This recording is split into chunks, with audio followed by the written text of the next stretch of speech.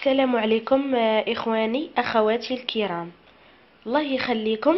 بغيت نقدم لكم هاد السيد اللي الاسم ديالو علال، كيسكن في أناسي 26 المدخل 12 الرقم 131، تابع لعمالة البرنوسي بالقرب من مسجد الأندلس الملقب بديال الكوشي. في العمر ديالو 87 سنة، كان في المقاومة المسلحة ديال الاستعمار. دابا ولا طريح الفراش تقريبا مدة 14 عام. دابا عنده شلل نصفي وفاقد البصر بشكل تام.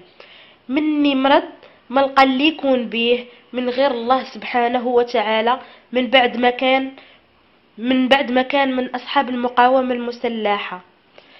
الله يخليكم. دابا اللي بغى يتعاطف معاه أو يتعاون معاه يتصل بينا في هذا الرقم 06 58 88 48 19.